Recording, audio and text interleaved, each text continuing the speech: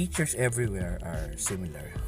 They look at their work not as work but as a sacred duty to be able to push the baton forward.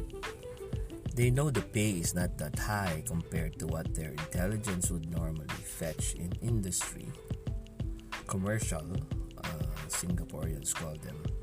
But they know that what they will get is more meaningful and fulfilling. God bless the good teachers. Hooray for Tanglin. Day 45. 100 meaningful days.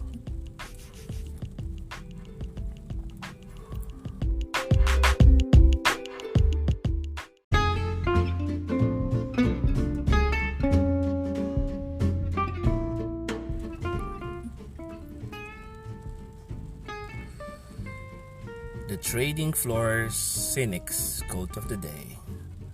Making money in the market is easy. You buy a stock and when it goes up, sell it. And if it doesn't go up, then don't buy it. Stockbrokers advise. Day 61, 100 happy days.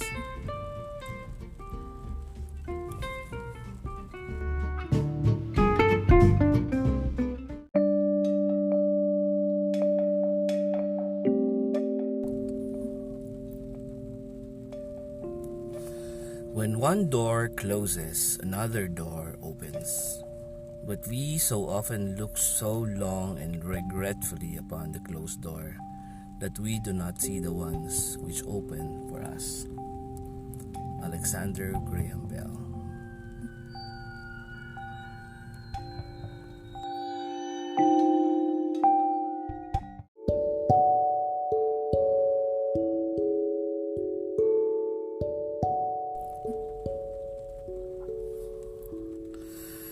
When things go wrong, like they do, at times they do, you only have to look inside you and find the strength therein.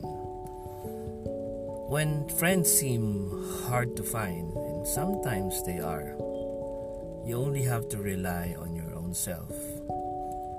When people doubt you, celebrate on your plans and what you still can become. Remember that before the world saw Disneyland, Walt was fired for lack of creativity in his newspaper position, and he saw the fruition of Disney in his mind. When people think lowly of you and undermine your true intrinsic value, know that they did the same to Socrates, whom they poisoned, to Jesus whom they crucified, and to Galileo whom they declared a heretic for saying that the sun is the center of our system. What heresy! They shunned the paintings of Vincent van Gogh during his time and eventually paid millions of dollars after he died. When Einstein taught as a physicist, he was given a salary of $7,500 when the going rate was $10,000. Yeah, only to be declared man of the century 100 years later. And the list goes on and on. Know this: when the true genius appears, you will know because all the dunces are against him. And at the lowest point of a man's life, much like in stocks, that is the time when one should invest on him. Because at the rock bottom, there is nowhere to go but up.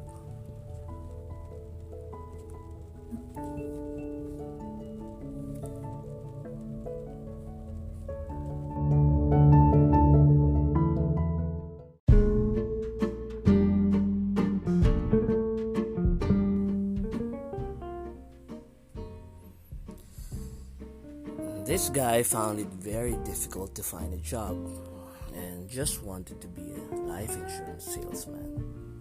He thought to himself that he was a loser and began writing letters to his family members that, quote, it would have been better if I was not been born.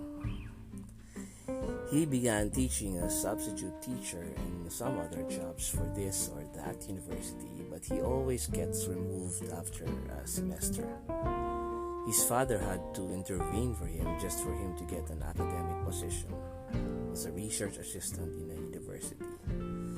But at the time, there weren't any positions open. His father died believing he was a failure and a total disgrace for the family. Luckily, this depressed individual was referred by a friend and was accepted to work in a lowly clerical position in a patent office in Switzerland. It was 1902 and he was just 23 years old. In 1905, he published 4 groundbreaking papers on Brownian motion, photoelectric effect, the equivalence of mass and energy, and the special theory of relativity. At age 26, all the schools around began to notice him. This was the true story of Albert Einstein. Never ever give up, kids. The world is painted with a lot of stories about how people rose from their temporary setbacks and became great people.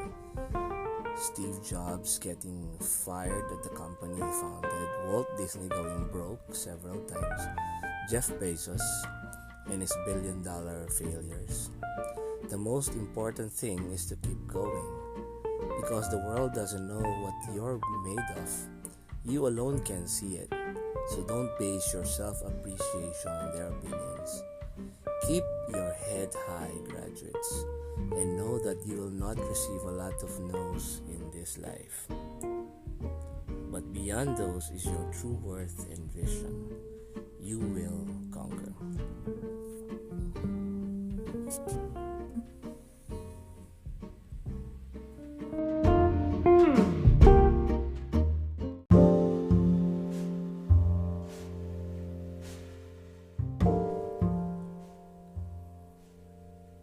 The rain has reasons. The sun has reasons. The clouds, the sea, the wind, everything in your life has reasons. And in the end, you will know the reason for every drop of rain that falls in your life.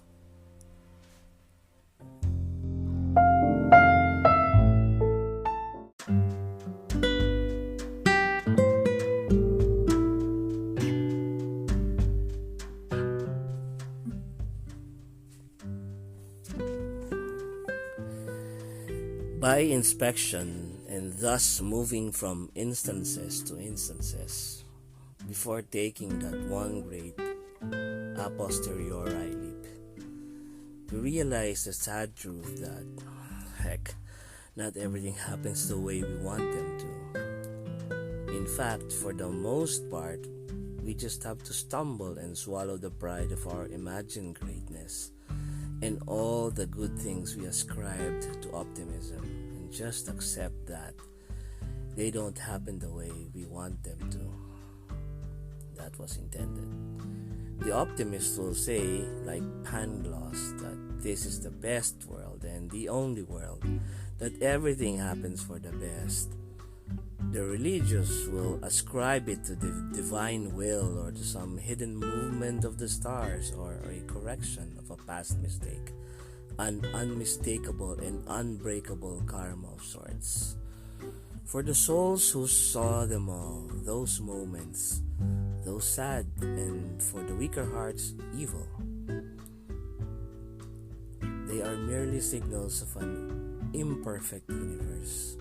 A universe that is not to be understood or even accepted, but a universe to be endured.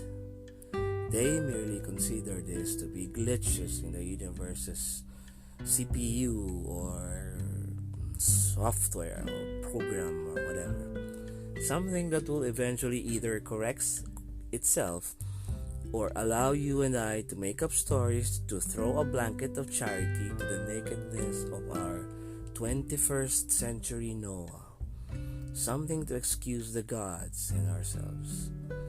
And in the end, move on we must.